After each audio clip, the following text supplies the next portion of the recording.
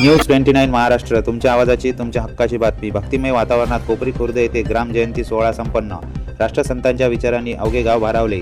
ग्रामगीता हाच आपला खरा श्वास आहे, हा संदेश जनमानसात रुजवणारे वंदनीय राष्ट्रसंत तुकडोजी महाराज यांच्या जयंतीचे औचित्य साधून 24 एप्रिल 2026 रोजी कोपरी खुर्द येथे ग्राम जयंती अतिशय उत्साहात आणि शिस्तबद्ध पद्धतीने साजरी करण्यात आली. या सोहळ्याने संपूर्ण गावात चैतन्याचे वातावरण निर्माण झाले होते.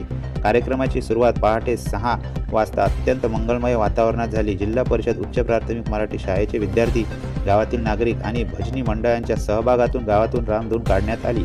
यावेळी करण्यात आलेल्या ग्रामसफाईने स्वच्छतेचा संदेश दिला, तर रामनामाच्या जयघोषाने संपूर्ण परिसर मंत्रमुग्ध झाला. विटाळ आणि अस्वच्छता दूर सारून गावाने राष्ट्रसंतांच्या संकल्पनेतील आदर्श ग्राम प्रत्यक्ष अनुभवले. दुपारी 1 वाजता कार्यकर्त्यांचा मेळावा पार पडला, ज्यामध्ये समाजोपयोगी कार्यांवर चर्चा करण्यात आली. सायंकाळी 6 ते 7 या वेळात सामुदायिक प्रार्थना झाली, ज्यामध्ये सामूहिक शक्तीचे दर्शन घडले. त्यानंतर आयोजित मार्गदर्शनाच्या सत्रात उपस्थित पाहुण्यांनी राष्ट्रसंत तुकडोजी महाराज यांच्या जीवनावर आणि ग्राम जयंतीच्या महत्त्वाची सखोल माहिती दिली.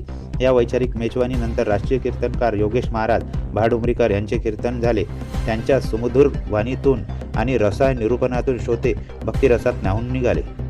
या सोहळ्याला प्रमुख मार्गदर्शक म्हणून कटकोजवार सर, रमेश ताटेवार सर, विस्तार अधिकारी विटाळकर साहेब, मानकर सर, सदाशिवराव ठाकरे इंजाळा, मनोज राठोड देवळे, तबला वादक दिवाकर गेडाम, नवनिर्वाचित तालुका प्रचारक प्रमुख गजबे महाराज आणि गुरुदेव सेवा भजन मंडळ देवधरी यांची उपस्थिती व मोलाचे मार्गदर्शन लाभले. हा कार्यक्रम यशस्वी करण्यासाठी तालुका सेवा अधिकारी वसंतरावजी ढाले यांच्या मार्गदर्शनाखाली गंगाधरराव रेकुलवार, पंकज मांडवगोडे, निखिल मांडवगोडे, पवन नागरकर, आनंद कोडापे, गणेश ढाले, सभाशिव देऊळकर, वसंतराव देऊळकर, शंकरराव देऊळकर, सोमाजी पुरके, सुमेध ढाले, अनुप ढाले, केतन दीडशे, ओम महल्ले, शिखर ढाले आणि अभय ढाले यांनी अहोरात्र परिश्रम घेतले. या सर्वांच्या नियोजनबद्ध सहकार्यामुळे हा सोहळा कोपरी खुर्दच्या इतिहासात एक अविस्मरणीय ठेवा ठरला आहे.